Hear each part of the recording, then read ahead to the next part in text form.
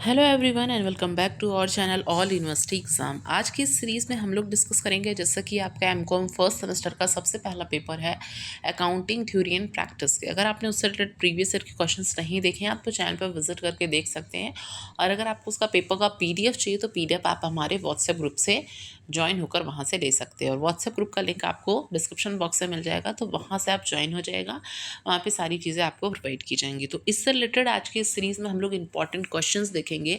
अगर इस जितने भी इंपॉर्टेंट मैंने यूनिट वाइज सभी इंपॉर्टेंट क्वेश्चंस को बताए हैं, और अगर आप लोग की और डिमांड रही तो इससे रिलेटेड कैसे इस क्वेश्चंस के आंसर्स लिखने हैं वो भी मैं अलग से एक वीडियो में प्रोवाइड कर दूंगी। ठीक है, तो प्लीज़ जितना हो सके वीडियो को शेयर करें ज़्यादा से ज़्यादा। पहले यूनिट की बात करें overview meaning and definition of accounting की, तो सबसे पहले इसमें क्या है, इंपॉर्टेंट क्या है कि अकाउंटिंग होता क्या है। Define it's meaning states in objective, मतलब अकाउंटिंग से रिलेटेड जितनी भी चीज़ें आपको पता है उसकी मीनिंग की, उसकी डिफिनेशंस की, उसके नेचर्स की, उसके फंक्शंस की, तो ये टॉपिक बहुत ज़्यादा इंपॉर्टेंट है। क्योंकि कोई भी सिलेबस का सबसे पहला यूनिट होता है और लास्ट यूनिट सबसे ज़्यादा इंपॉर्टेंट होता है, first and the last unit. तो वो चीज़ें आपको यहाँ पे पढ़नी है। तो अकाउंटिंग की सबसे पहले मीनिंग क्या है, डिफिनेशन क्या है, जो भी ऑथर्स के द्वारा डिफिनेशंस दिए गए हैं 2 से 3 आपको वो ज़रूर मेंशन करना है आपके अपने एग्ज़ाम में, क्योंकि उससे आपको एक अच्छे मार्क्स मिलते हैं, एक अच्छा प्रेजेंटेशन होता है। आपको ज़्यादा से ज़्यादा पॉइंट्स पे ध्यान रखने हैं। अकाउंटिंग जो शब्द आया ये पूरी आप चीज़ें आप उसमें आप कॉन्सेप्ट वगैरह आप उसमें बता सकते हैं। दूसरा, explain the importance of accounting in business, क्या ज़रूरत है अकाउंटिंग की, व्हाट इज़ द नीड या what is the significance of accounting. तीसरा है what are the various types of accounting, बहुत तरह के आपने अकाउंटिंग पढ़े होंगे, tax accounting, budgetary accounting, cost accounting. इन सभी अकाउंटिंग से रिलेटेड आपसे डिफरेंशिएशन भी पूछ सकता है। इसके अलावा इंडिविजुअल भी कोई भी अकाउंटिंग आपसे पूछ सकता है एग्जाम में। ठीक है, नेक्स्ट है यहाँ पे define accounting in own words, what are its key components and discuss the relationship between accounting and book keeping. तो पूरा आपको पहला में यही पढ़ना है कि अकाउंटिंग जो क्या होता है, अकाउंटिंग मीनिंग, डिफिनेशंस, ऑब्जेक्टिव्स और उसकी नीड क्या है, कितने तरह के अकाउंटिंग होते हैं, इसके अलावा अकाउंटिंग बुक कीपिंग में अंतर क्या होते हैं। हिंदी में भी यहाँ पर दिया हुआ है, तो हिंदी में भी आप हिंदी स्टूडेंट्स वाले देख सकते हैं। दूसरा, बात करें अकाउंटिंग एंड बुक कीपिंग में कैसे क्वेश्चंस बन सकते हैं, तो differentiate between accounting and book keeping. अभी हम लोग ने पढ़ा कि इन दोनों में डिफरेंशिएशन क्या है।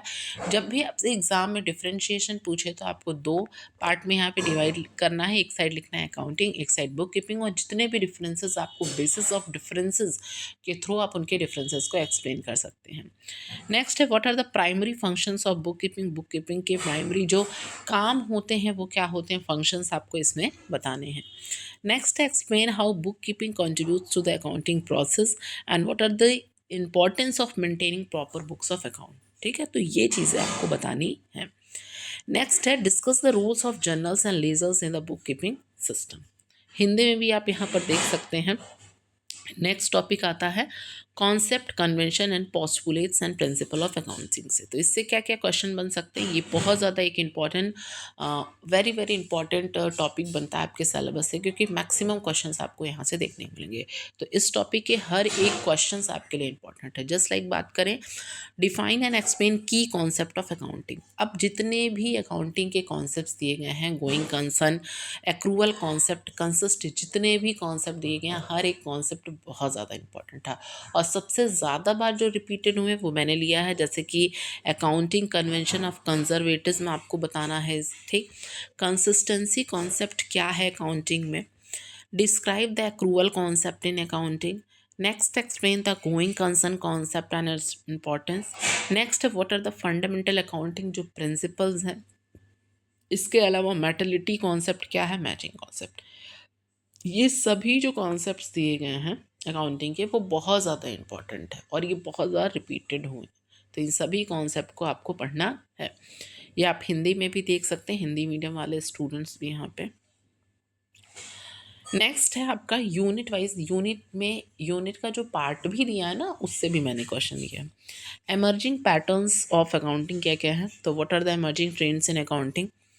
Next discuss the role of technology, यहाँ से क्वेश्चन आपको कम देखने को मिलेंगे एमर्जिंग पैटर्न से। इसमें से बस आप पढ़ लेना कि इंटीग्रेटेड रिपोर्टिंग क्या होता है और क्या क्या ट्रेंड्स हैं। ठीक है, अकाउंटिंग में वो चीज़ें आपको इसमें पढ़नी है। ठीक। नेक्स्ट आता है IFRS and applicability in India. This is a important topic. ठीक है, लॉन्ग आंसर के लिए कि IFRS international financial reporting standard क्या है और ये क्यों ज़रूरी है, ये आपको इसमें पढ़ना है। नेक्स्ट है how does IFRS differ from the Indian GAAP generally accepted accounting principle. तो IFRS जो है international financial reporting standard GAAP से किस प्रकार भिन्न है वो आपको इसमें बताना है। नेक्स्ट है what are account Indian accounting standard क्या होते हैं और वो कैसे IFRS से जुड़े हुए हैं, ये आपको बताना है। ठीक। नेक्स्ट है what are the benefits and challenges of adopting IFRS and explain the applicability. तो ये सभी चीज़ें आपके इस पेपर के लिए इंपॉर्टेंट है। नेक्स्ट है accounting theory concept and rule से क्या क्वेश्चन बन सकते हैं। तो सबसे पहले अकाउंटिंग थ्योरी है क्या, उसकी ज़रूरत क्या है, उसकी मीनिंग क्या है, ये आपको बताना है। And discuss the role of accounting theory and development of accounting practices. ठीक। नेक्स्ट है मेन ऑब्जेक्ट्स क्या हैं, what are the main objectives of accounting theory, accounting theory accounting practice में अंतर क्या है। ठीक, ये चीज़ है। नेक्स्ट है classification of accounting theory. Next है क्लासिफिकेशन ऑफ अकाउंटिंग थ्योरी। पहला है हाउ इज अकाउंटिंग थ्योरी को क्लासीफाई किया गया है, डिफरेंट क्लासिफिकेशन क्या है अकाउंटिंग थ्योरी के। ठीक। नेक्स्ट है what is a normative approach to accounting theory और पॉजिटिव अप्रोच क्या है, inductive and deductive approach. Next है methodologies of accounting theory, what are the different methodology जो यूज़ की जाती है अकाउंटिंग थ्योरी में। एम्पेरिकल मैथोलॉजी, लॉजिकल मैथोलॉजी जो यूज़ की जाती है, इसके अलावा quantitative, what is the role of quantitative and the quantitative methodologies in accounting theory, इसके एडवांटेज एंड डिसएडवांटेज। नेक्स्ट है other approaches of accounting theory, behavioural approach of accounting theory क्या है, इसकी ज़रूरत क्या है। Decision usefulness approach in accounting theory, system approach क्या है अकाउंटिंग थ्योरी में और कैसे अप्लाइड होते हैं प्रैक्टिसेस में। रोल ऑफ, मतलब ये उतना ज़्यादा इंपॉर्टेंट नहीं है, बस इसमें आप अगर ऊपर वाले टॉपिक्स को कवर कर लेते हो तो ये चीज़ें आपकी हो जाएंगी। नेक्स्ट है कॉन्सेप्ट ऑफ इनकम, तो इनकम क्या होता है, एक्सपेंडिचर क्या होता है, डिफरेंट कॉन्सेप्ट्स क्या हैं इनकम के। Discuss the importance of the income measurement in accounting, what are the various methods of measuring income, concept of operating income और नॉन ऑपरेटिंग से किस तरह डिफरेंसेस हैं।